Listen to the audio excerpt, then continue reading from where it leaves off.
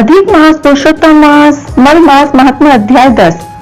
नारद जी बोले, हे तपोनिधे, परम क्रोधी दुर्वासा मुनि ने विचार करके उस कन्या से क्या उपदेश दिया सो आप मुझसे कहिए। सूत जी बोले, हे द्विजो, नारद का वचन सुनकर समस्त प्राणियों का हित कर दुर्वासा का गुरु वचन बद्री नारायण बोले। श्री नारायण बोले, हे नारद, मेधावी ऋषि की कन्या के दुख को दूर करने के लिए दुर्वासा ऋषि ने जो कहा वह सुने। दुर्वासा ऋषि बोले, हे सुंदरी, गुप्त से भी गुप्त उपाय मैं तुझसे कहता हूँ। यह विषय किसी से भी कहने योग्य नहीं है, तथापि तेरे लिए तो मैंने ये विचार कर ही लिया है। मैं विस्तार पूर्वक न कहकर तुझसे संक्षेप में कहता हूँ। हे सुभगे, इस मास से तीसरा मास जो आवेगा वह पुरुषोत्तम मास है।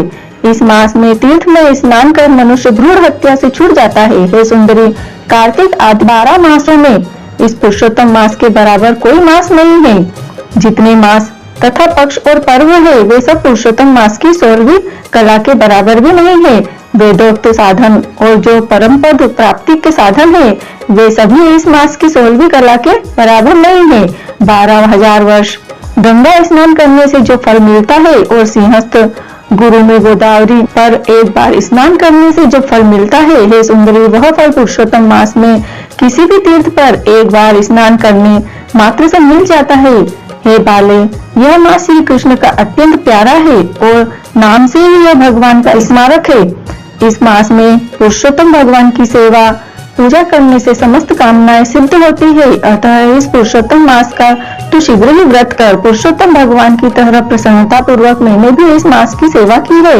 एक समय क्रोध में मैंने अम्बरीश राजा को भस्म करने के लिए अर्थ कृत्या भेजी थी। सो हे बाले, तब हरि ने जलता हुआ सुदर्शन चक्र मुझको ही भस्म करने के लिए उसी समय मेरे पास भेजा। तब पुरुषोत्तम मास के प्रभाव से ही वह चक्र हट गया। हे सुंदरी, वह चक्र त्रैलोक को भस्म करने का सामर्थ्य रखने वाला जब मेरे पास आकर खाली चला गया तब मुझे बड़ा विस्मय हुआ। इसलिए हे सुभगे, तू श्री पुरुषोत्तम मास का व्रत कर। इस प्रकार मुनि की कन्या को कहकर दुर्वासा ऋषि ने विराम लिया।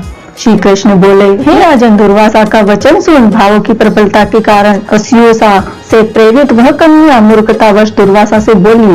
बाला बोली, हे ब्राह्मण, हे मुनि, आपने जो कहा वह मुझे रुचता नहीं है।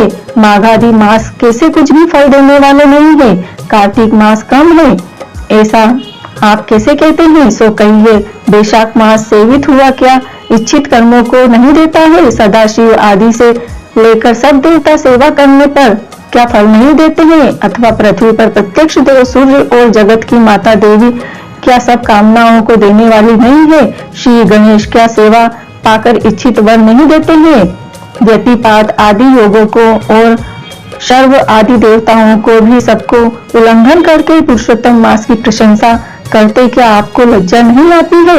यह मास तो बड़ा मलिन और सभी कामों में निंदित है। हे मुने, इस रवि की संक्रांति से रहित मास को आप श्रेष्ठ कैसे कह सकते हैं। सब दुखों को छुड़ाने वाले परम श्री हरि को मैं जानती हूँ। हे देव, दिन रात श्री हरि का चिंतन करती मैं जानकी पति राम और पार्वती पति शंकर के सिवाय और किसी को नहीं देखती हूँ। हे विप्रेंद्र, अन्य कोई भी देवता ऐसा नहीं है जो मेरे इस दुख को जो दूर करे।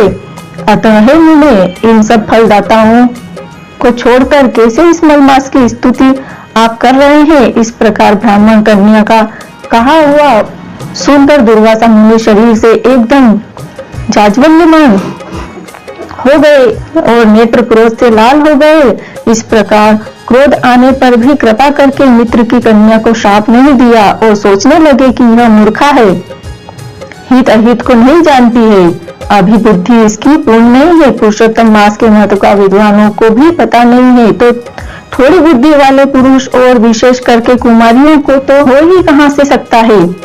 यह कुमारी कन्या माता पिता से रहित दुखाग्नि से जली हुई है, अतः अति उग्र मेरे श्राप को कैसे सहन कर सकती है। इस प्रकार सोचकर कृपा से मन में उठे क्रोध को शांत किया और स्वस्थ होकर दुर्वासा मुनि उस अति विहर कन्या से बोले। दुर्वासा बोले, हे मित्र पुत्री, तेरे ऊपर मेरा कुछ भी क्रोध नहीं है। हे निर्भाग्य, जो तेरे मन में आवे वैसा ही कर। हे बाले, और कुछ भविष्य कहता हूँ सुन। पुरुषोत्तम मास का जो तूने अनादर किया है उसका फल तुझे अवश्य मिलेगा, इस जन्म में मिले अथवा दूसरे जन्म में मिले। अब मैं नर नारायण के आश्रम में जाऊंगा। तेरा पिता मेरा मित्र था इसलिए मैंने श्राप नहीं दिया है। तू बाल भाव के कारण अपने शुभाशुभ अथवा हिताहित को नहीं जानती है। भविष्य की कोई टाल नहीं सकता है। अच्छा, हमारा बहुत समय व्यतीत हो गया, अब हम जाते हैं, तेरा कल्याण हो। श्री कृष्ण बोले। ऐसा कहकर महाक्रोधी दुर्वासा मुनि शीघ्र चले गए। दुर्वासा ऋषि के जाते ही पुरुषोत्तम की उपेक्षा करने के कारण कन्या निष्प्रभा हो गई। तदंतर बहुत देर तक कन्या ने सोच विचार कर यह निश्चय किया कि देवताओं के भी देवता तत्काल फल देने वाले पार्वती पति शिव की तब द्वारा आराधना करूंगी। हे नृप, मेधावी ऋषि की कन्या ने मन से इस प्रकार निश्चय करके अपने आश्रम में ही रहकर भगवान शंकर के कठिन तप करने को तत्पर हो गई। सूत जी बोले, बहुत फलों के दाता लक्ष्मीपति को और वैसे ही सावित्रीपति ब्रह्मा को छोड़कर एवं दुर्वासा के प्रबल वचन की निंदा कर वह ऋषि कन्या अपने आश्रम में ही अंधक को मारने वाले शंकर की सेवा के लिए तत्पर हो गई। इति श्री वृद्धनारदी पुरुषोत्तम मास महात्म्य 10वां अध्याय संपूर्ण। जय श्री कृष्ण। राधे राधे। उम्मीद है अधिक मास का यह 10वां अध्याय आपको पसंद आया होगा। प्लीज लाइक, सब्सक्राइब और शेयर कीजिएगा।